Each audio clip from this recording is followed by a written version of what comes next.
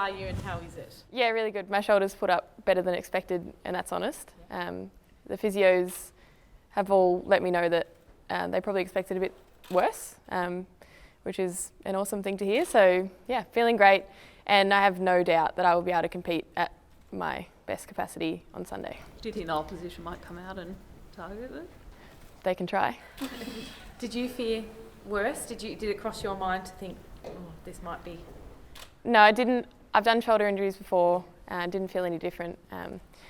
My immediate reaction was that I wasn't going to be able to give as much as I would have liked in the exact moment, obviously for our team, but it was quickly shut down when I saw the way that every other player on the team stepped up, and I had great confidence that specifically Eden, who went into the ruck straight away, she just took it with both hands and dominated. So just love to see that. And I think someone like Eden, who is clearly a younger player in the competition, to be able to have a little bit of a curveball and to take it in such a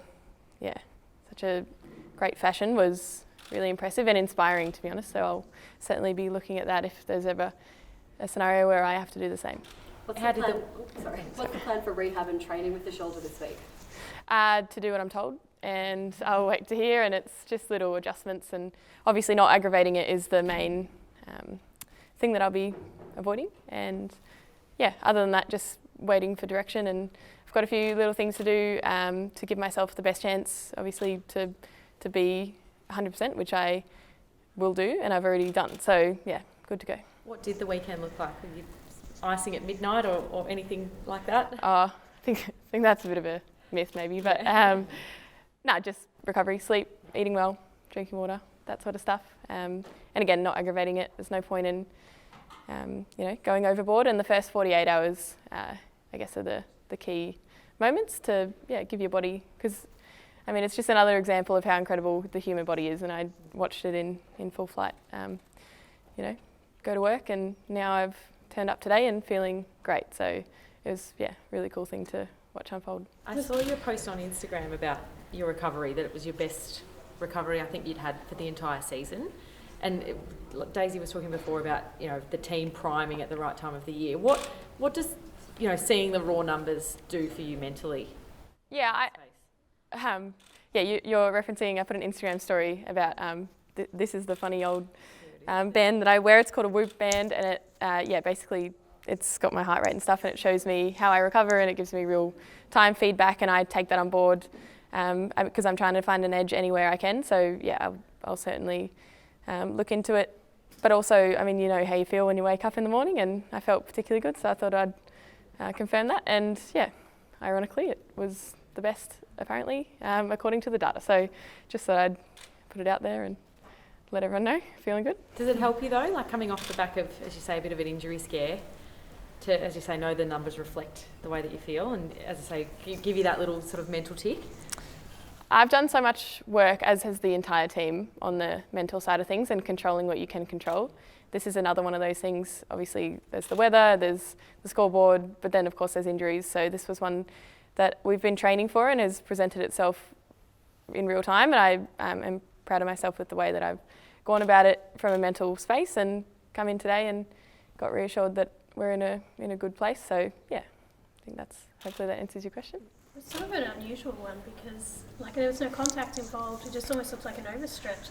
Nah, there was contact. So Emma King and her big strong arms were trying to go that way, and I was trying to go this way, and of course we just collected. And when your shoulder's in a vulnerable position, it doesn't take much. So that's what happened, and felt a bit juicy. But I've got quite mobile joints, so that's the reason why it probably got hurt, but also the reason it didn't get hurt as much as it could have. So hopefully that explains a little bit. How have you enjoyed playing in the ruck this season? Because it's something we've seen, early days, but not so much in the last couple of years.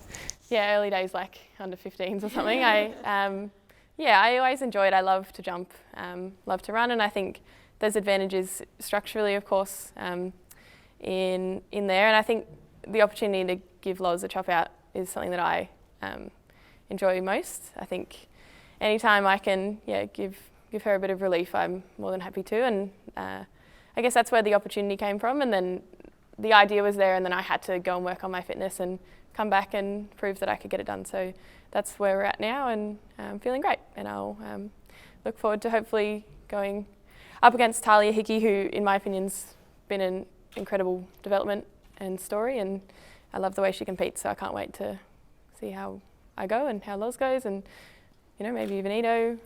So yeah, bit of a carousel of ruck women in our team.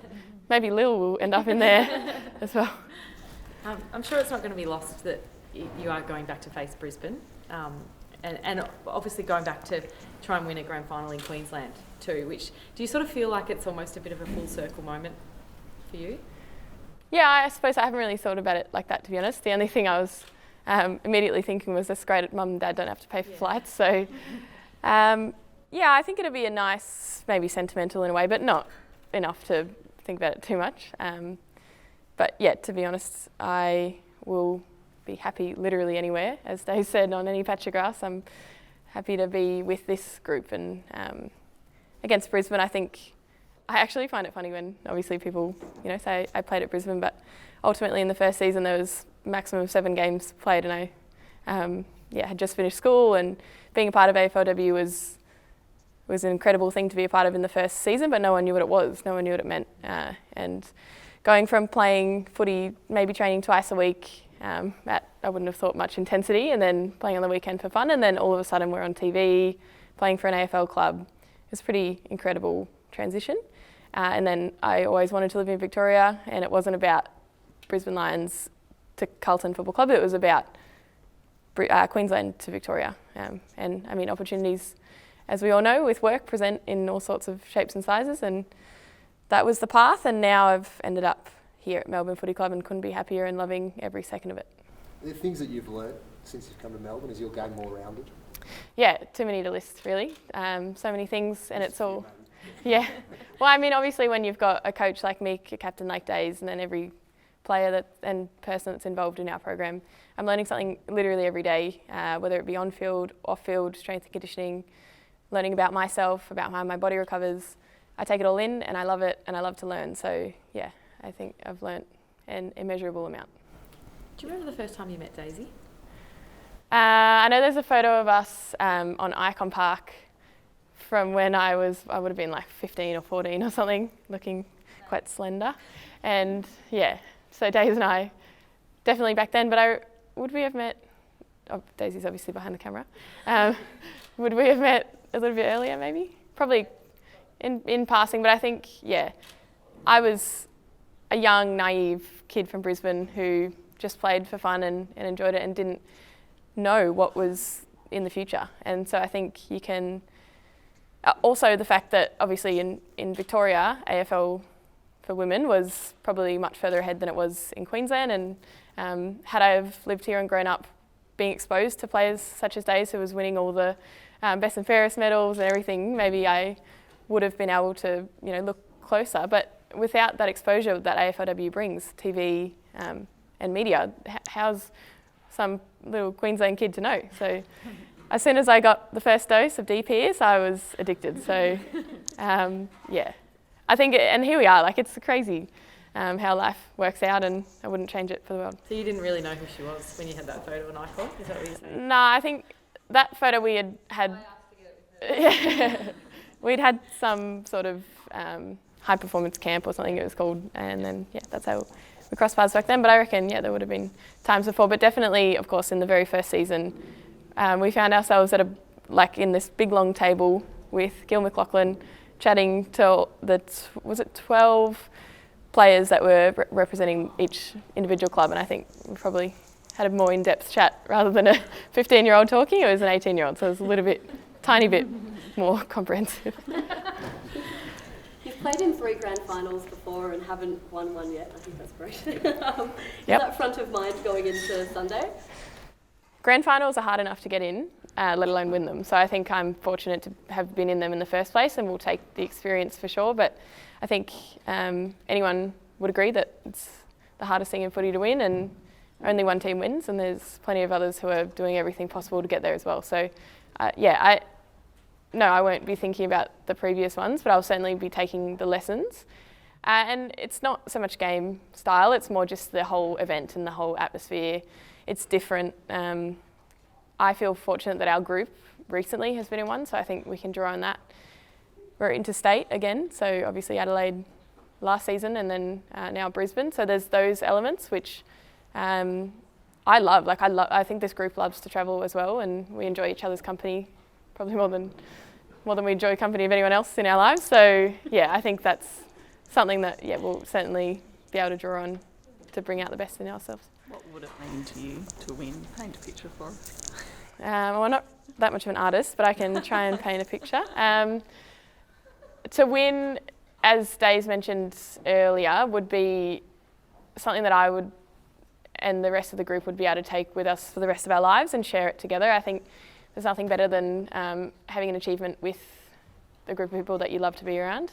That's why team sport's so incredible, but ultimately the success we will find in other avenues as opposed to win or loss. I think the growth that we've had as a group throughout just this season, let alone last season, has been pretty incredible. So I think we can all be proud of that. In terms of winning or losing on Sunday, that's yet to be seen. Obviously we hope to win, as everyone does. But I think provided that we can play the way that we aspire to, which is just playing for each other and enjoying each other's company out there, then I think that will be enough to get the job done.